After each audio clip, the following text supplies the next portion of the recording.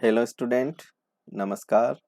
आज की जो अपनी क्लास है data structure and discrete mathematics, दोनों में ये कॉमन टॉपिक है। टॉपिक का अपना जो टाइटल्स है ग्राफ्स, है ना, या ग्राफ थ्योरी। ग्राफ से रिलेटेड जो अपन स्टडी करते हैं तो अपन ग्राफ थ्योरी भी कर सकते हैं। तो ये डेटा स्ट्रक्चर में भी है और मैथमेटिक्स में भी है, डिस्क्रीट मैथमेटिक्स में। तो अपन आज का जो टॉपिक है ग्राफ्स के बारे में पढ़ेंगे। तो सबसे पहले तो ग्राफ्स की डेफिनेशन देखिए। तो ग्राफ क्या है? तो ग्राफ को देखोगे इंट्रोडक्शन। तो ग्राफ क्या है? नॉन लीनियर डेटा स्ट्रक्चर है कि इसमें आपका लीनियर वे में डेटा नहीं रहेगा। इसमें डेटा को ऑर्गेनाइज्ड करेंगे या डेटा को एक्सेस करेंगे वो अनऑर्डर्ड या नॉन लीनियर वे में करेंगे। इसमें सीरियल या सीक्वेंशियल का कंसेप्ट नहीं होता। तो ग्राफ क्या है? Non linear data structure. एक तो ये पॉइंट आपका क्लियर हो जाना चाहिए कि लीनियर डेटा स्ट्रक्चर में क्या आता है। तो लीनियर में अपना जो डेटा स्ट्रक्चर में जो आएगा arrays, link list, stack, Q. मतलब चार तरह का जो डेटा को अपन यूज करेंगे, एरे के थ्रू, लिंक लिस्ट के थ्रू, स्टैक के थ्रू, क्यू के थ्रू। तो वो आपका लीनियर कहलाएगा। और नॉन लीनियर में जो चलता है अपना ट्री और ग्राफ।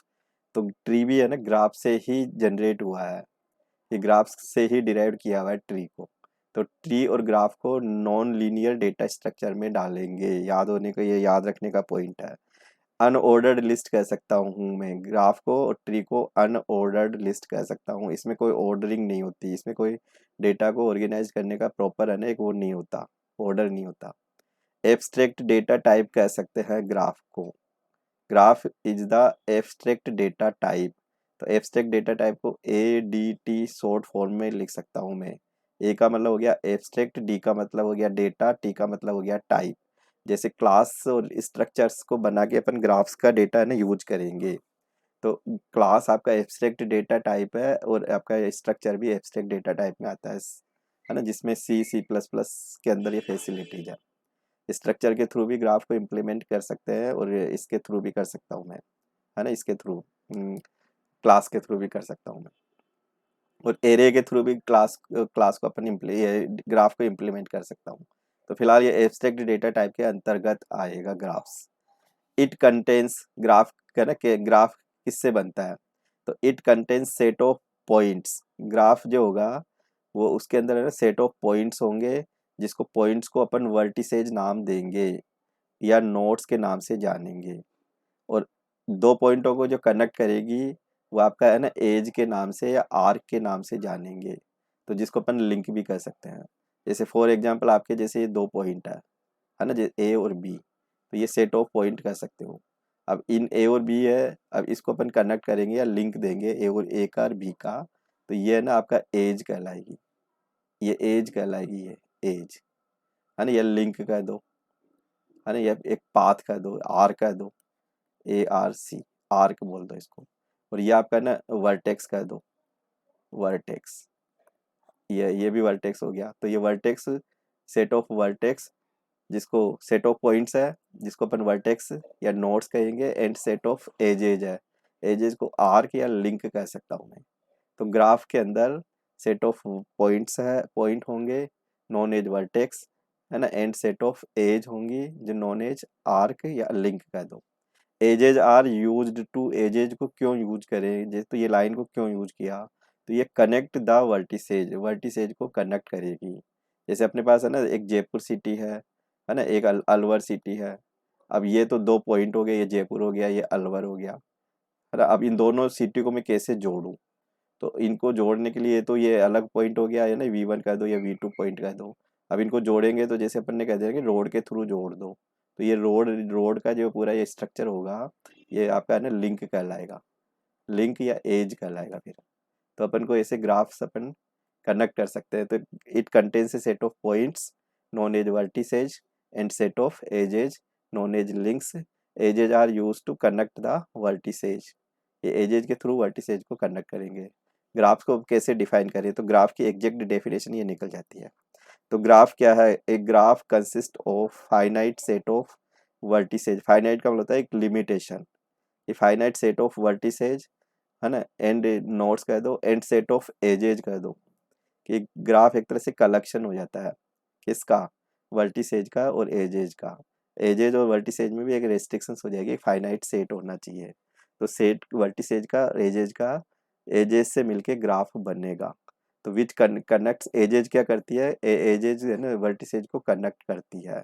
तो ग्राफ को कैसे लिख सकता हूँ मैथमेटिकल वे में, तो ग्राफ जी मतलब ग्राफ किससे बना, set of vertices and set of edges. वी तो आपका सेट ऑफ वर्टिसेज है और यहाँ पे है ना ई क्या है, सेट ऑफ एजेज है। तो दो चीज से मिलके ग्राफ बनता है। तो ये जी इक्वल वी ई एक पेयर्स हो गया वर्टिसेज का और एजेज का। और एजेज में भी ऑर्डर्ड पेयर्स और अनऑर्डर्ड पेयर्स दोनों फॉर्म में हो सकती है ये। तो अपन को जैसे एग्जांपल देखें कैसे, तो एग्जांपल देखोगे तो अपने पास यहाँ 5 वर्टेक्स है, तो 5 वर्टेक्स है और यहाँ पे लगभग ये 6 एजेज है इसके अंदर। तो ये जैसे ये पॉइंट है ना जो कनेक्टिंग, ये जो पॉइंट है ए और ए सी बी डी ई है ना, ए बी सी डी ई, ये तो वर्टिसेज कहलाते हैं। और वर्टिसेज को जो कनेक्ट कर रहा हूँ कनेक्टिंग लाइन है, तो ये आपकी है ना एज कहलाती है। तो आपकी जैसे ए और बी को ये कनेक्ट करती है E1 एज हो गई, ए और सी को जो कनेक्ट कर रही है वो E2 नंबर, E2 नाम दे दिया अपन ने, सी और डी को जो कनेक्ट कर रही है वो E3 दे दिया, बी और डी को जो कनेक्ट करती है वो E4 दे दिया। ऐसे है ना ये एजेज को नोमिनिक्लेट कर दिया अपन ने। तो अपन इसको अगर ऑर्डर्ड पेयर्स में, उसमें ऑर्डर्ड पेयर्स के फॉर्म में लिखे या सेट के फॉर्म में लिखे, तो वर्टिसेज का कलेक्शन, तो ये आपका ना ए हो गया, बी हो गया, सी हो गया, डी हो गया, ई, और ये इसको ब्रेसेस के अंदर मेंशन कर दिया। तो ये आपका है ना सेट हो गया, सेट ऑफ वर्टिसेज। और यहाँ ई हो गया एजेज का सेट, एजेज को ए बी है ना, A C, C D, D B, B E, D E, ये आपका एजेज का है ना सेट हो गया। तो ये एजेज का कलेक्शन और वर्टिसेज का कलेक्शन, इन दो से मिलके ग्राफ बनेगा। तो इस तरह से ग्राफ को और भी अपन है ना कई सारे फॉर्म्स में ले सकते हैं। जैसे आपका ये ग्राफ है ना, एक पॉइंट है, ये फिर दूसरा पॉइंट है, फिर तीसरा पॉइंट है, फिर चौथा पॉइंट है, तो ये भी एक ग्राफ हो सकता है ना। ये वर्टिसेज V1 हो गया, वर्टिसेज V2 हो गया, वर्टिसेज V3 हो गया, ये V4 हो गया। अब यहाँ पे ये एज हो गई E1, एज हो गई E2, एज हो गई E3। तो ऐसे और भी ग्राफ को अपन ऐसे भी कर सकता हूँ डिजाइन, ऐसे भी मैं ग्राफ बना सकता हूँ। अरे कोई जरूरी नहीं है कि पूरे कनेक्टिविटी पूरी वर्टिसेज की हो। आपका ग्राफ है ना ऐसे भी हो सकता है, ये ऐसे भी हो सकता है ना, पॉइंट खाली भी रह सकता है यहाँ पे। तो ये ग्राफ को अपन ऐसे डिफाइन कर सकते हैं। तो बेसिकली ये डेफिनेशन आपको आ जानी चाहिए, जी इक्वल वी ई, जी और वी को पूरा प्रॉपर बता दो क्या होता है। फिर ग्राफ क्यों यूज करें, है ना, वाई वी यूज ग्राफ। तो रियल लाइफ में कई सारे अपने पास ऐसे एप्लीकेशंस एरियाज है जो बिगर ग्राफ काम नहीं चलेगा। जैसे सिंपल सी थ्योरी है ना कि अपन है ना इलेक्ट्रिसिटी फिटिंग करवाते हैं, है ना, बड़े बड़े जैसे बिल्डिंग्स में है ना, अपने होम होम होम के अंदर है। तो बिजली का पूरा लेआउट को दिखाना हो तो ग्राफ के थ्रू ही दिखाओगे। फिर तुम ये भी सोशल मीडिया भी यूज करते हो, सोशल नेटवर्क्स भी यूज करते हो। तो सोशल नेटवर्क्स में तुमने देखा होगा ना कि अपन फेसबुक यूज करते हैं, लिंक्डइन यूज करते हैं, इंस्टाग्राम यूज करते हैं। तो ये आपस में है ना लोग बागों की अलग अलग लोकेशन होती है, ये सब कैसे कनेक्ट हो जाते हैं। तो इनका कनेक्टिविटी का एक चार्ट अगर देखे तो वो ग्राफ्स के थ्रू ही पूरा है ना डिजाइन हो पाएगा। तो ऐसे और भी रोड मैप्स होता है, ट्रांसपोर्टेशन सिस्टम्स होता है, एयरलाइंस का पूरा सिस्टम्स होता है। तो इनकी अगर कनेक्टिविटी दिखाओगे तो ग्राफ्स के थ्रू ही दिखाओगे। कई सारे मैथमेटिकल है ना एरियाज हो गया, गूगल मैप्स है। अब गूगल मैप्स में अपन देखते हैं ना कि गूगल मैप्स खोल के बैठ जाते हैं जब ड्राइविंग करते हैं। तो गूगल मैप्स के थ्रू अपन को शॉर्टेस्ट पाथ मिल जाता है, फिर उस पाथ को फॉलो करते हुए अपन डेस्टिनेशन तक चलते हैं। तो किसी पॉइंट से किसी अदर पॉइंट को कैसे अपन है ना शॉर्टेस्ट वे में डिफाइन करते हुए है ना फॉलो करें, तो फिर गूगल मैप्स की हेल्प ले लेता है। तो ये कई सारे एप्लीकेशंस एरिया है जिसके जिसके बेस पे अपन ग्राफ्स का ना यूज में ले सकते हैं। तो ग्राफ का एप्लीकेशंस एरियाज देखें क्यों यूज करें, तो कुछ इंपॉर्टेंट पॉइंट है, तो अब इनको है ना याद करके लर्न कर सकते हो। तो देखो, it use to implement the directed और अनडायरेक्टेड ग्राफ है ना कंसेप्ट फॉर मैथमेटिक्स। तो मैथमेटिक्स में अगर अपन को कोई भी डायरेक्ट या अनडायरेक्ट ग्राफ्स के कंसेप्ट को समझना हो, तो फिर ग्राफ्स के मैथ्स के कंसेप्ट को समझना हो वैल्यू को लेके, है ना, या कोई भी मैप कंस्ट्रक्ट करना हो तो अपन ग्राफ्स की हेल्प ले सकते हैं। It shows the many real life applications, को ये पूरा बताता है ग्राफ कि कई सारी अपने पास रियल लाइफ में ऐसे एप्लीकेशंस एरियाज है तो जो अपन ग्राफ के थ्रू ही उनको प्रेजेंट कर सकते हैं। तो एक तो ये इम्पोर्टेंट पॉइंट हो गया, है ना। It uses to represent the network, कई सारे नेटवर्क्स को अपन रिप्रेजेंट करते हैं। अब जैसे सिटी, पाथ इन सिटी, तो एक पूरा सिटी का जैसे पूरा प्लानिंग होती है ना, पूरी कॉलोनियों का पूरा पाथ है ना, डिफाइन करना। वो टेलीफोन नेटवर्क है, तो इनमें है ना अपन ग्राफ के थ्रू ही रिप्रेजेंटेशन करेंगे। It is used in social networks, Facebook है ना, लिंक्डइन हो गया, इंस्टाग्राम हो गया, तो उसमें भी ग्राफ का यूज होगा। गूगल मैप्स है, सो जिस गूगल मैप्स में भी अपन देखें तो ये हो गया बिल्डिंग ट्रांसपोर्टेशन सिस्टम्स है, ठीक है ना। तो गूगल मैप्स है uses graphs for buildings transportation systems है, तो उसमें पूरा ग्राफ्स का यूज होगा। Graphs are widely used to model any situation where entities और things are related to each other in pairs. जैसे एंटिटीज को, है ना, अपन को कोई पेयर्स में इनमें है ना रिलेट करते हुए दिखाना हो तो ग्राफ्स के थ्रू दिखा पाओगे। Graph theory has been instrumental in analysing and solving problem in area as diverse as computer network design, urban planning, finding shortest path, molecular biology। इन सब एरियाज में अपन ग्राफ्स को यूज में ले सकते हैं, ग्राफ के थ्रू ही प्रेजेंट कर पाएंगे इन एरियाज को। तो अपन को ग्राफ क्यों यूज करें, तो कई सारे एप्लीकेशंस एरियाज है इसके, जिसमें आप ये लर्न कर सकते हो। फिर अब नेक्स्ट पॉइंट अपन देखें, ग्राफ और ट्री में बेसिक अंतर क्या है। तो ये ट्री बना है ना, ये ग्राफ से ही डिराइव्ड हुआ है। तो ग्राफ और ट्री सिमिलर होते हैं उनके स्ट्रक्चर के अंदर, है ना। पूरे कंप्लीटली तो नहीं कर सकते, बाकी इसमें सिमिलरिटी मिलेगी ग्राफ में और ट्री में। तो in fact tree is derived from the graph, जो ट्री बना है ना अपना, ग्राफ से ही डिराइव्ड किया हुआ है ट्री को। तो ग्राफ में से जैसे कई बार अपन साइकिल को हटा दे तो वो आपका ट्री में कन्वर्ट हो जाता है। ग्राफ में पूरी एक साइकिल हो सकती है, ट्री में कभी भी साइकिल नहीं होती। ट्री आपका है ना कनेक्टेड रहेगा ईच पॉइंट से, बाकी उसमें साइकिल नहीं होती ट्री में, ग्राफ में साइकिल होती है। इतना अंतर होता है दोनों में। तो graph can have cycle with in it, और ट्री में कोई भी साइकिल नहीं होती। तो जैसे अपन कोई भी ग्राफ को दिखाएंगे ना अपन, तो जैसे मैंने ग्राफ को दिखा दिया, जैसे ये एक अपन ने ग्राफ बना दिया। अब ये ए बी सी 3 पॉइंट ले लिए मैंने, तो ये तो आपके है ना साइकिल हो गई कि ए से चलेंगे बी पे आए, बी से सी, सी से ए में।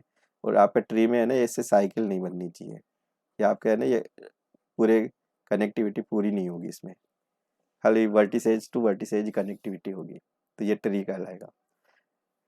Note importantly vertices are interconnected, कि इसमें कोई ज़रूरी नहीं है कि आपके पूरे वर्टिसेज इंटरकनेक्टेड हो। इसमें पूरे ज़रूरी होगा कि all the nodes of tree are connected each other, ये आपस में है ना नोड की कनेक्टिविटी होना ज़रूरी है। तो अपन को भी है ना ट्री बनाएंगे, तो जैसे ये नोड है, तो ये है ना जैसे ये सी है, ये डी है मान लो, तो ये आपस में कनेक्टिविटी होनी चाहिए। या ऐसे हो सकता है जैसे ए हो गया ना, फिर बी हो गया, फिर सी हो गया अपने पास, तो ऐसे ईच अदर आपस में कनेक्टिविटी होना चाहिए, तो ट्री कहलाएगा। और ग्राफ में क्लोज फिगर हो जाता है। Graph traversal, we use B F S and D F S. B का मतलब होता है breadth first search, and D F S हो गया डेप्थ फर्स्ट सर्च। ग्राफ के अंदर अपन जो ट्रावर्सल है ना, ग्राफ को विजिट करेंगे तो दो टेक्निक्स की हेल्प लेते हैं अपन, एक तो बी एफ एस के थ्रू या डी एफ एस के थ्रू। और ट्री को अपन जब ट्रावर्सल करेंगे, ट्री के जो नोड्स पे को विजिट करेंगे, उसमें अपने पास है ना 3 तरह के ये ट्रावर्सल के मेथड रहेंगे। एक तो pre order, in order, post order. तो ग्राफ को जब ट्रावर्सल करेंगे तो 2 मेथड्स यूज करेंगे, ब्रेड्थ फर्स्ट सर्च और डेप्थ फर्स्ट सर्च। ट्री के अंदर अपन 3 मेथड्स यूज करते हैं, pre order, in order, post order. तो दोनों के ट्रावर्सल के रूल्स अलग अलग है। ट्रावर्सल का मतलब विजिट करना। फिर ग्राफ हैज नेटवर्क मॉडल और tree has a hierarchical model. Graph तो पूरा एक नेटवर्क मॉडल कहलाता है, और ट्री को अपन हिरार्चिकल के बोलेंगे। तो दोनों का अलग अलग है ना स्ट्रक्चर में थोड़ा सा डिफरेंशिएट हो जाता है, नेटवर्क या हिरार्चिकल। फिर एक graph can undirectional and bidirectional path between the nodes. तो ग्राफ है ना दोनों वे में हो सकता है, है ना, यूनी डायरेक्शनल और वो बाई डायरेक्शनल। मतलब एक तो होता है कि ए से बी, तो आप है ना बी से ए नहीं आओगे जैसे डायरेक्शन है, और एक मैंने है ना ए और बी दे दिया डायरेक्ट, तो ए टू बी या बी टू ए। तो बाई डायरेक्शनल भी हो सकता है और यूनी डायरेक्शनल भी हो सकता है। In tree there exist only one path between any two vertices.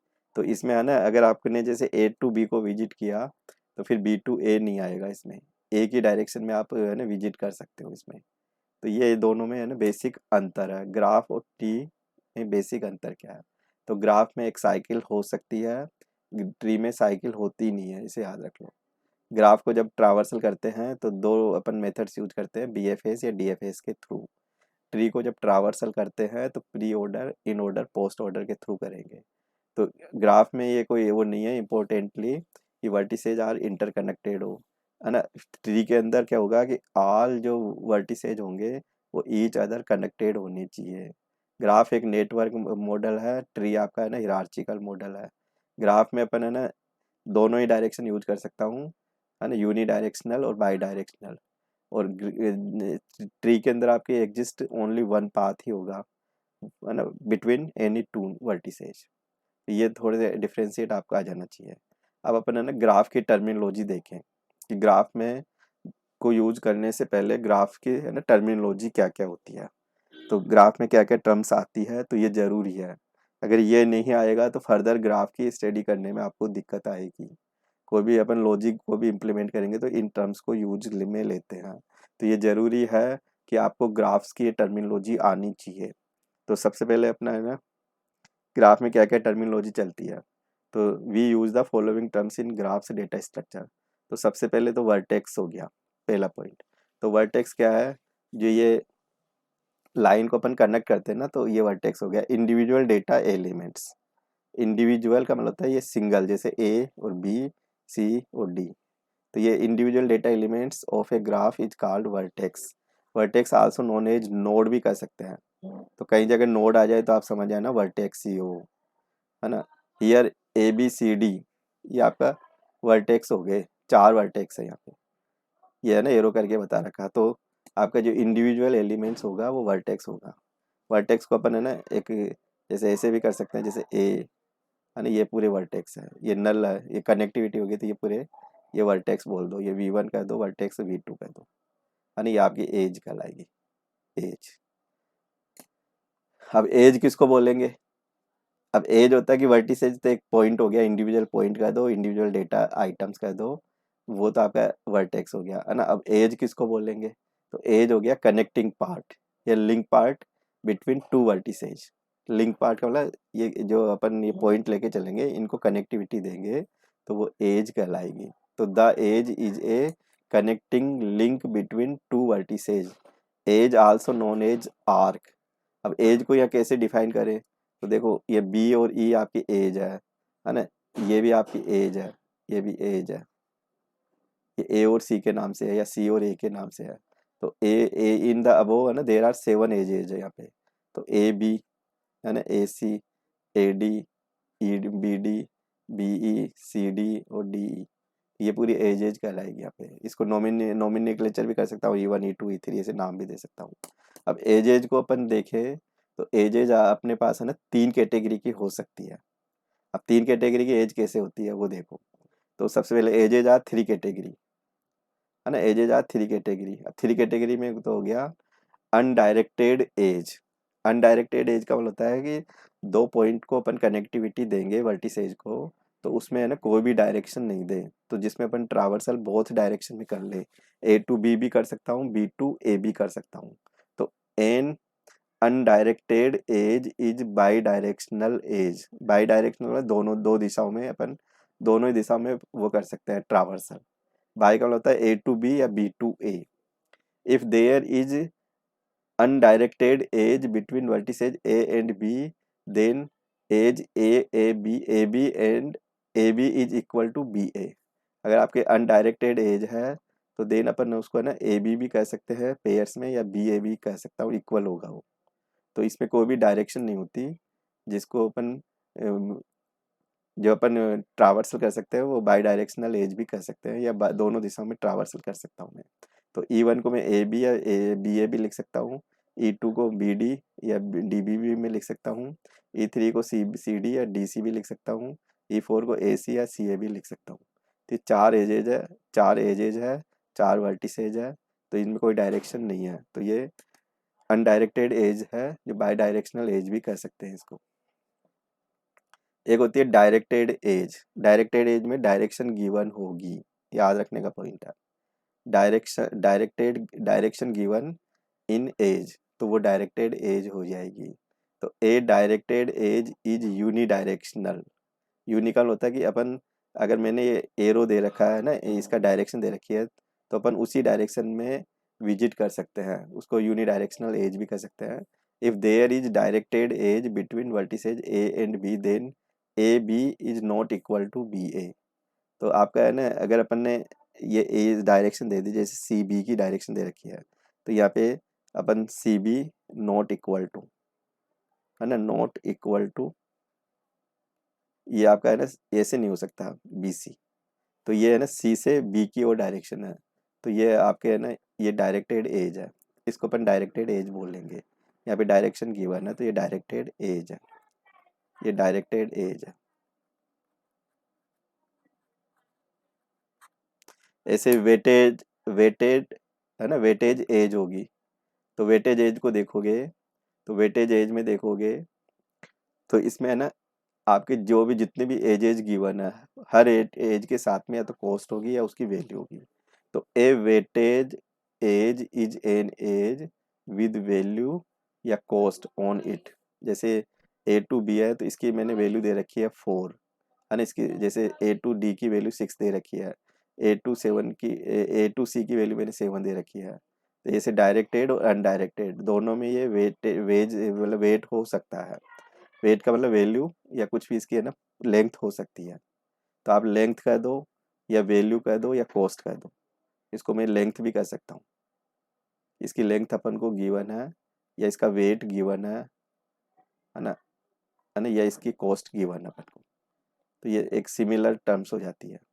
Cost कह दो, लेंथ कह दो, वेट कह दो, तो ईच एज की आपको अगर लेंथ या वेट या कॉस्ट दे दे, तो वो वेटेज एज कहलाएगी।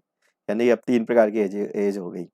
तो एक तो हो गई आपकी डायरेक्टेड एज, जिसमें डायरेक्शन गिवन होगी, जिसको मैं यूनी डायरेक्शनल एज बोल सकते हैं उसको।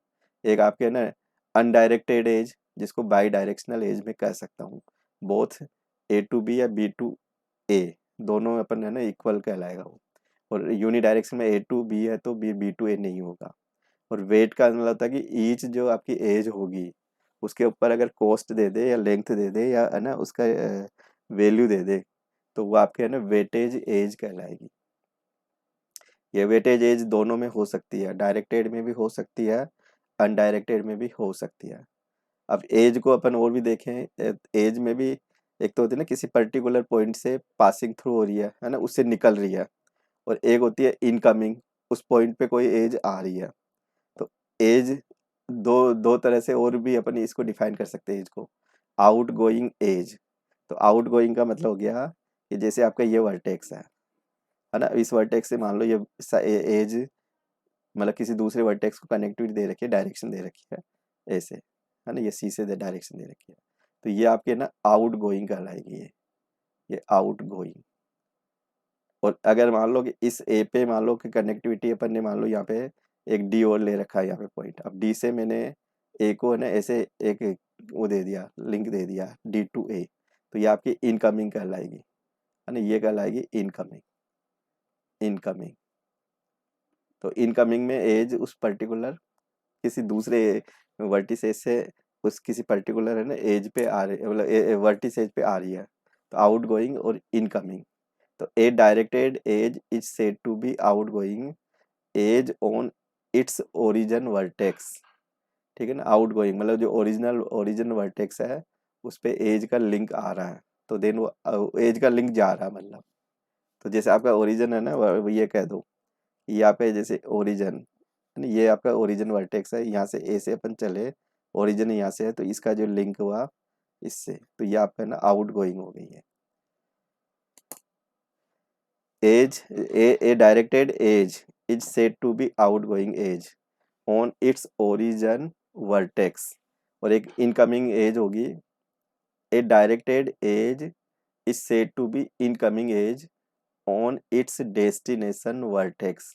तो डेस्टिनेशन वर्टेक्स है, तो जैसे आपका ये ओरिजिन यहाँ से चली और ये है ना इस डेस्टिनेशन पे आ रही है, तो ये आपकी इनकमिंग हो जाएगी ए के लिए, है ना। अगर आपका मान लो सी से है ना ये ओरिजिन हो गई और यहाँ से ये चल रही है डेस्टिनेशन ए की ओर, तो ये है ना आपकी सी से आपकी आउट गोइंग हो गई और ए आपका ये इनकमिंग हो गई ए के लिए।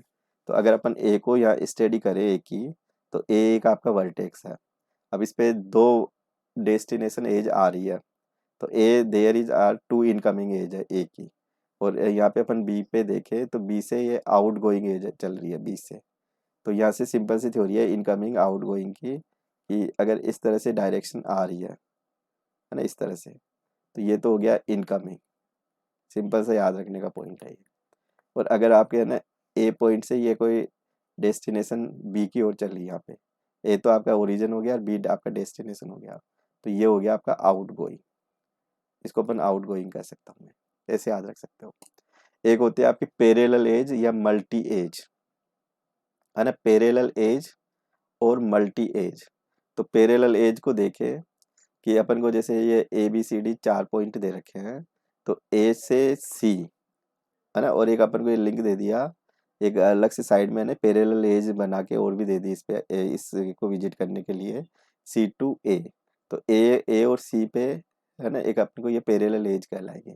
तो यहाँ पे दो पाथ डिफाइन हो गए, एक तो हो गया ए से सी का ये है ना अनडायरेक्टेड एजेस के थ्रू है, और फिर अपन ने ये सोर्स और डेस्टिनेशन जो पॉइंट है उससे एक और पाथ डिजाइन कर दिया डिफाइन कर दिया, तो फिर वो पैरेलल एज हो जाएगी।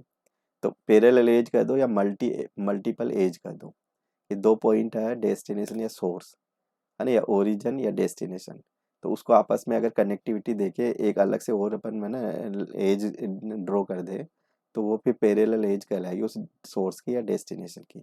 तो if there are two undirected edge, if there are two undirected edge with same end vertices and two directed edge with same origin and destination, तो such edges are called parallel edges और multiple edges। तो जैसे आप देखोगे ना कि ये आपका एक डायरेक्ट एज है ना, ये सोर्स है ये डेस्टिनेशन है, फिर एक है ना सेम उसी पे सोर्स पे और डेस्टिनेशन पे एक फिर अनदर एज आ रही है, तो देन वो आपकी पैरेलल एज कहलाएगी। तो if there are two undirected edge with same end vertices है ना end vertices and two directed edge with same origin है ना एंड डेस्टिनेशन, तो such edges are called parallel edges और मल्टीपल एजेज। तो ऐसे अपन है ना ऐसे और भी पॉइंट ले सकते हैं, जैसे अपने पास ए और बी है, जैसे ये है ना ये पॉइंट है, जैसे ये ए नाम दे दिया, ये V1 दे दिया, इसका नाम V2 दे दिया, इसका नाम V3 दे दिया, इसका नाम मैंने V4 दे दिया। तो ये जैसे ये आपस में कनेक्टिविटी है, ये अनडायरेक्टेड है। फिर मैंने मान लो इसको इससे कनेक्ट कर दिया है ना, और इसको इससे कनेक्ट कर दिया, तो ये पैरेलल एज कहलाएगी। वो पैरेलल एज या मल्टीपल एज कह दो। फिर पाथ देखो, पाथ का मतलब होता है कि अपन एक वर्टिसेस से चले और किसी डेस्टिनेशन है ना उसको उसको एडजेसेंट वर्टिसेस को फॉलो करते हुए नेक्स्ट वर्टिसेस को फॉलो करते हुए डेस्टिनेशन पे जाए, तो एक प्रॉपर एक पाथ बन जाता है। जैसे कई बार अपन को जयपुर सिटी से दौसा होके दिल्ली की तरफ जाना है, तो अब जयपुर से दिल्ली कैसे जाओगे, तो पहले तो जयपुर से चले, फिर दौसा दौसा गए, फिर दौसा टू दिल्ली गए अपन, तो एक अपने पास है ना जयपुर दौसा दिल्ली एक पाथ हो गया। तो ऐसे के ऐसे ग्राफ के अंदर भी एक पाथ डिजाइन हो जाता है। तो a path can be defined as the sequence of distinct vertices each adjacent to the next vertices. तो अपन को एडजेसेंट वर्टिसेज से होते हुए नेक्स्ट वर्टिसेज को फॉलो करें, तो एक प्रॉपर पाथ हो जाएगा। अब जैसे अपने पास है ना ए से डी पे जाना है मेरे को, कि ये मेरा सोर्स है और ये डेस्टिनेशन है, तो ए टू डी का जो पाथ बनाऊंगा मैं, तो पाथ हो जाएगा देयर आर थ्री पाथ है यहाँ पे। अब थ्री पाथ कौन सा हुआ, तो एक तो हो गया ए से बी पे आया है ना, ए से बी पे आया यहाँ से, फिर बी से डी पे गया, तो ए से बी और बी टू डी, एक तो ये रास्ता हुआ। फिर दूसरा कौन सा पाथ हुआ कि ए से चला और सीधा डी पे आ गया, तो ए टू डी हो गया। और तीसरा कौन सा हुआ, ए से पहले मैं सी पे आया और फिर सी से है ना डी पे आया। तो ये 3 पाथ हो गए यहाँ पे 3 पाथ हो गए, यहाँ पे 3 पाथ है यहाँ पे।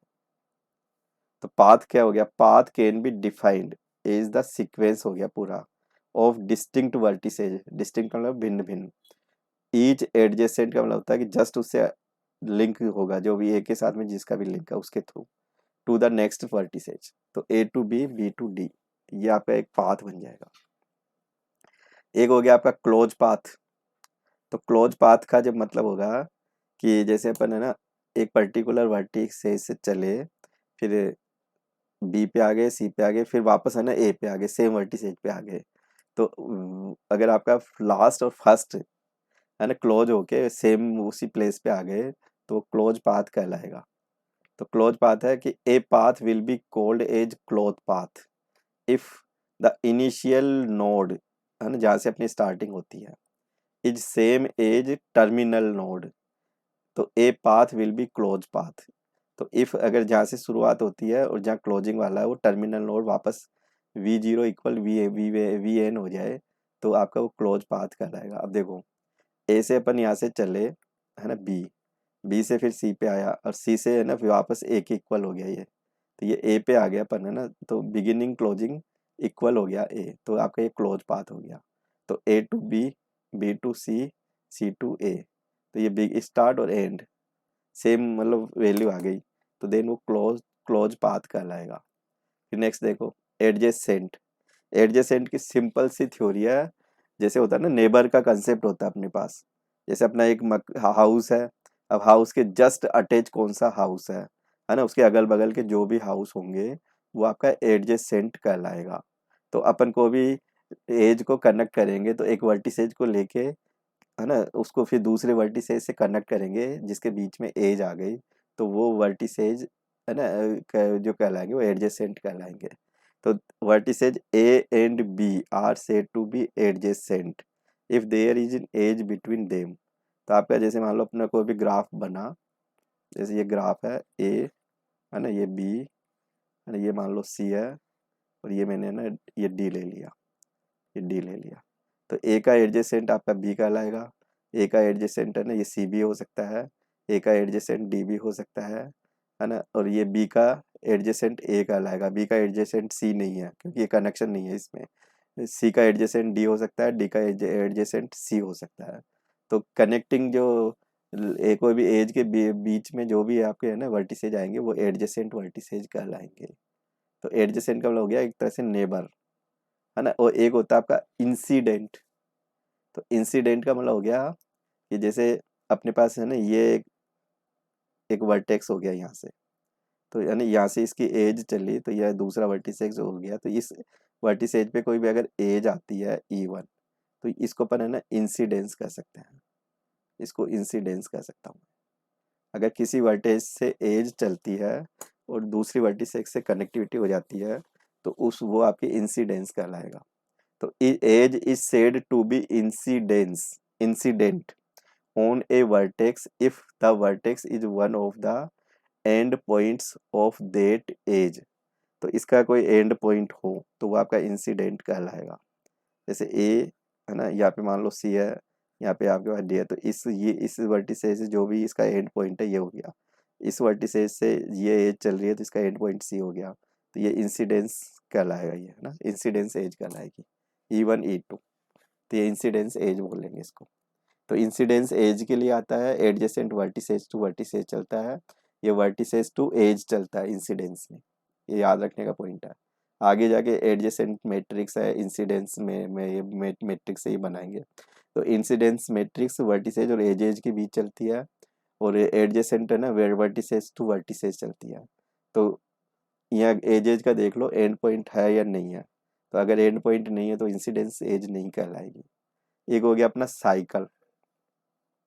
तो साइकिल का मतलब हो गया कि अपन फर्स्ट नोड से स्टार्ट करते हुए उसी नोड पे आ जाए, सेम नोड पे, तो वो साइकिल हो जाएगी। तो a cycle can be defined as the close path close path ही कह दो in which the first and the last vertices is the same. जैसे अपन यह पहला अपना है ना वर्टिसेज ए है और लास्ट में अपन है ना वो इसी ए पे आ गए, तो फर्स्ट और लास्ट अगर सेम हो गया तो वो साइकिल बोल सकते हैं अपन उसको। तो ए बी सी ए है ना, तो ये एक पूरी साइकिल हो गई। फिर ऐसे एक है ना लूप हो जाता है। तो लूप का मतलब होता है कि सेम मतलब वर्टिसेज पे है ना एक लूप हो सकता है। तो an edge will be called loop और सेल्फ लूप, है ना। If it start and starting end on the same node, तो वो आपका लूप कहलाएगा। तो जैसे ये ए बी सी तीन वर्टिसेज है, यहाँ पे बी से जैसे मैंने ये एज को मैंने यहाँ से स्टार्ट किया और इसका क्लोज भी बी पे कर दिया, तो ये लूप कहलाएगा। तो ये B to B is loop कहलाएगा यहाँ पे। तो सेम वर्टिसेज पे है ना स्टार्टिंग एंडिंग, वो भी एज का अगर सेम स्टार्टिंग एंडिंग सेम वही होता है वर्टिसेज, तो वो लूप कहलाता है। तो ऐसे भी अगर अपन लूप बनाना चाहे, तो जैसे आपका मान लो ये ग्राफ है, तो ये मान लो ये इसके वर्टिसेज है ना, ये वर्टिसेज है, ये V1 है ना, ये V2 ये V3 है ना, ये V4 है।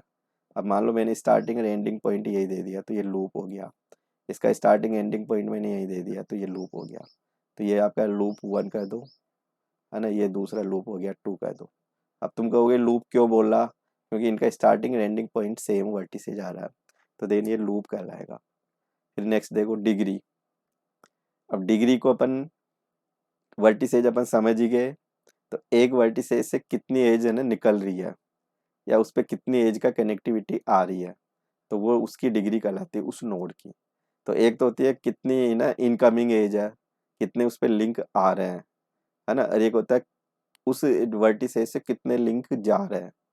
तो एक तो होता है ना कि ओरिजिन से डेस्टिनेशन, और एक होता है ओरिजिन टू डेस्टिनेशन। तो एक तो होता है इनकमिंग, एक होता है आउटगोइंग। तो इनकमिंग और आउटगोइंग, तो डिग्री किसको बोलेंगे, the degree of a vertex in a undirected graph is referred to as the number of edges connected to that vertices. तो मान लो कोई भी अनडायरेक्टेड ग्राफ है, ये आपका वर्टिस, इससे है ना कितनी एजेस कनेक्टेड है। जैसे मैंने कह दिया कि इससे 4 एजेज है, ये E1 है, E2 है, E3 है, E4 है। तो इसकी है ना डिग्री आपकी हो जाएगी, डिग्री ऑफ ए इसकी हो जाएगी है ना 4। तो नंबर ऑफ एजेज है ना अनडायरेक्टेड ग्राफ में जितनी उस वर्टिसेज से एजेज की कनेक्टिविटी होती है, वो उसकी डिग्री कहलाती है। और डायरेक्टेड ग्राफ में देखें डिग्री कैसे निकालते हैं, तो in directed graph there are 2 types of degree of every vertices. तो कोई भी नोड है, कोई भी अगर उस पे कि कोई भी है ना इंडिपेंडेंट नोड है, सिंगल नोड है, उस पे कोई भी लिंक नहीं है, तो उसकी डिग्री ऑलवेज 0 होती है। उसको आइसोलेटेड नोड भी कह सकता हूँ।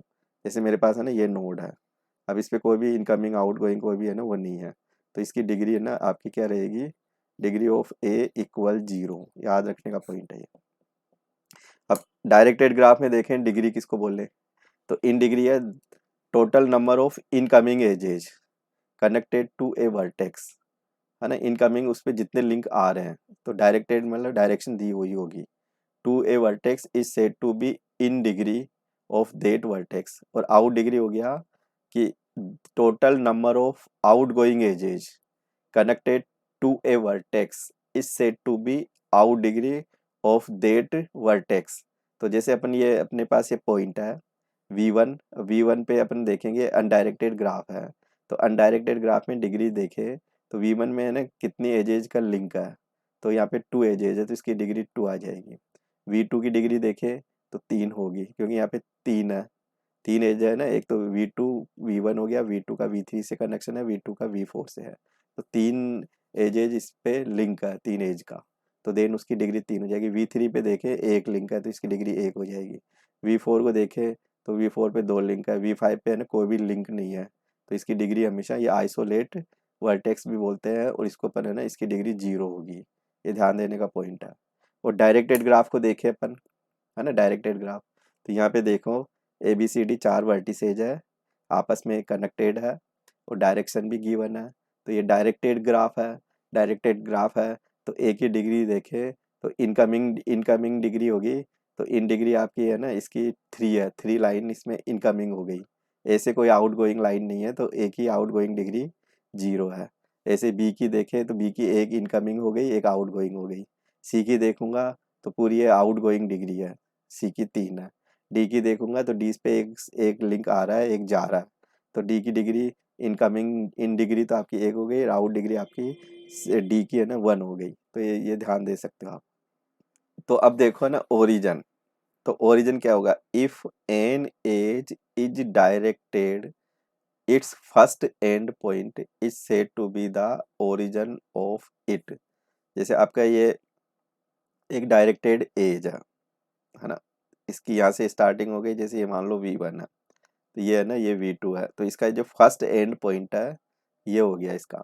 तो इसको अपन है ना ओरिजिन कह सकता हूँ, मैं इसको ओरिजिन कह सकता हूँ, ये ओरिजिन ऑफ इट कहलाएगा ये इसका ग्राफ का, है ना। फिर एंड वर्टिसेज और एंड पॉइंट देखो, तो the two vertices joined by edge are called end end vertices और end point of that edge.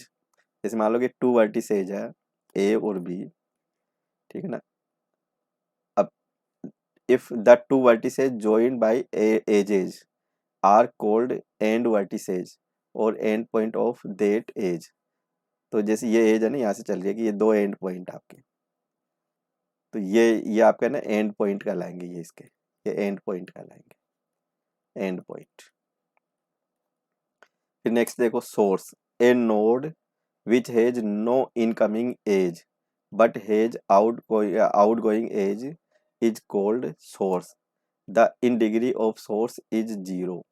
तो सोर्स किसको बोलेंगे, जैसे अपने पास है ना ये नोड है ए, तो a node which has no incoming edge, इस पे है ना आउट गोइंग एज है, जैसे इस तरह से चल रहा है, इस तरह से ये मान लो कि सी है, ये डी है, ठीक है ना, ये इस तरह से। तो इस पे है ना कोई भी इनकमिंग एज नहीं है, आउट गोइंग है तीनों ही। ए नोड है, तो ये आपका ये सोर्स कहलाएगा, ये वाला ये सोर्स कहलाएगा, ये सोर्स कहलाएगा।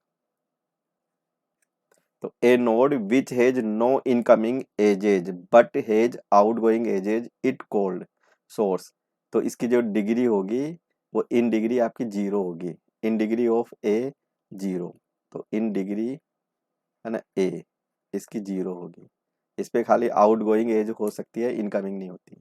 एक होता है डेस्टिनेशन, तो डेस्टिनेशन में क्या होता है कि if an edge is directed, its first endpoint is said to be the origin of it, and the another endpoint is said to be the destination of that edge.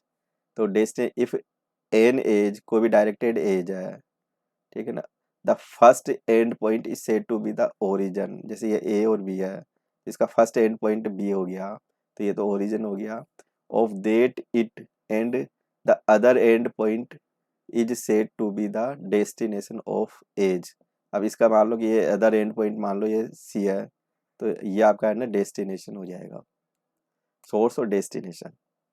तो first जो and point होगा, है ना, first end point of said to be the origin of it, and the other end point is said to be the destination of that edge, ठीक है ना। फिर एक आइसोलेटेड वर्टेक्स होगा, तो आइसोलेटेड वर्टेक्स इंडिपेंडेंट वर्टेक्स कह दो उसको। जैसे यहाँ पे ये 4 पॉइंट के का ग्राफ है, जिसमें 3 पॉइंट कनेक्टेड है, एक पॉइंट को अपन ने ओपन है विच नॉट कनेक्टेड। तो when a vertex is not adjacent, है ना, adjacent to any other node in the graph is called an isolated vertex. तो ये आइसोलेटेड कहलाएगा। तो नंबर ऑफ एजेस जितनी भी ग्राफ में होती है वो उसकी साइज कहलाती है। ट्री है कि ग्राफ में कोई साइकिल नहीं होती, कनेक्टेड होता है, ईच पॉइंट कनेक्टेड हो और साइकिल नहीं हो, तो देन वो ट्री कहलाएगा। सब ग्राफ है ना, सब ग्राफ किसको बोलेंगे, तो सब ग्राफ जो है, एक ग्राफ है, जैसे दो ग्राफ है G and H are two graphs हैं विद वर्टिसेज सेट। जैसे इसके टोटल वर्टिसेज है ना वी जी है और इसका टोटल वर्टिसेज है ना वी एच है। तो and edges set E G के नाम से और ई एच है, respect to such that V H is subset of V G, है ना, and E H is subset of E G. तो देन एच इज कॉल्ड सब ग्राफ ऑफ जी। मतलब ऐसे मान के चल रहे अपन कि अपने पास ये दो ग्राफ है ना, ये ए बी सी है ना, इसका नाम मैंने जी जी दे दिया, एक ग्राफ है। एक दूसरा ग्राफ मैंने और बना दिया, इस तरह से बना दिया, मान लो ये इसको तो इस तरह से ले लिया है ना, और इसको मैंने ऐसे ले लिया, ए बी सी।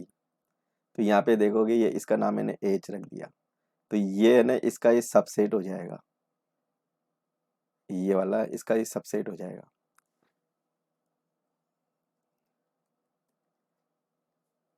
इसका ये सबसेट हो जाएगा, क्योंकि जितने भी यहाँ वर्टिसेज का जो सेट है वो ए बी सी इसमें इंक्लूडेड है, ठीक है ना, इसके अंदर इंक्लूडेड है। जितनी भी एजेज है E1 E2 E3 है ना, इसमें ये इंक्लूडेड है। तो जैसे ये E1 है, E2 है, E3 है ना, एक ये E4 है। यहाँ पे भी जैसे E1 है, E2 है, E3 है। अब ये है ना E4 चार एज है, इसमें तीन एज है, पूरी एजेज इसमें इंक्लूडेड है। और यहाँ तीन वर्टिसेज है, तीनों तीनों वर्टिसेज इसके अंदर जी के अंदर अवेलेबल है। तो जी H is subset of, H is subset of है ना, ये कह दो जी कह दो, तो ये सबसेट ग्राफ कह सकते हैं। एक स्पेनिंग सब ग्राफ हो गया, तो स्पेनिंग सब graph of G is sub graph of G that contains all the vertices of the graph. मतलब एजेज को कंपलसरी नहीं, उसका वो बाकी पूरे वर्टिसेज ग्राफ जी के अंदर होने चाहिए, तो वो आपका है ना स्पेनिंग सब ग्राफ हो सकता है। एक स्पेनिंग ट्री है, तो spanning tree subgraph G को ही अपन रिड्यूस करते हुए बनाएंगे। A spanning tree of a graph G is a spanning सब graph of G that is also a tree. मतलब ट्री की फॉर्म में कन्वर्ट होता जाएगा और ये वो स्पेनिंग ट्री बन जाएगी, और उसका ये सब सब ग्राफ हो जाना चाहिए। मतलब एक हो गया सक्सेसर, एक आपका प्रीडिसेसर हो गया। तो successor in in a directed graph if there is directed path from node X to node Y, then Y is the successor of X कहलाएगा। जैसे अपने पास है ना ये एक्स है, ठीक है ना, यहाँ पे वाई है, और यहाँ पे मैंने मान लो ये जेड दे दिया, ठीक है ना, और यहाँ पे मैंने के दे दिया, ठीक है ना। तो इसको अपन है ना इस y को अपन इसका x का सक्सेसर कह सकता हूँ। और ऐसे प्रीडिसेसर हो गया कि in a directed graph if there is directed path from node x to node y, then x is the predecessor of y। Successor का मतलब हो गया कि उस नोड से आगे जो भी पाथ अपन लेके चलते हैं ना, तो उस पाथ तक का जितना भी इसमें वो आएंगे वो उसका सक्सेसर कहलाएगा, और प्रीडिसेसर उसका पिछले वाला हो गया। एक हो गया आपका सिंक, तो a node which has no outgoing edges but has incoming edges is called a sink है ना। Out degree of sink is zero, sink is zero है ना। एक हो गया आपका डेग, तो a directed acyclic graph is called a DAG from it's acronyms है ना। एक हो गया आपका रीचेबल है, तो रीचेबल भी हो गया if there is a path from a node to any other node then it will be called as reachable from that node. एक हो गया आपका काउंट काउंट कनेक्टेड कनेक्टेडनेस, तो कनेक्टेडनेस में हो गया the connectedness of a simple directed graph become more complex because directed ना direction must be considered.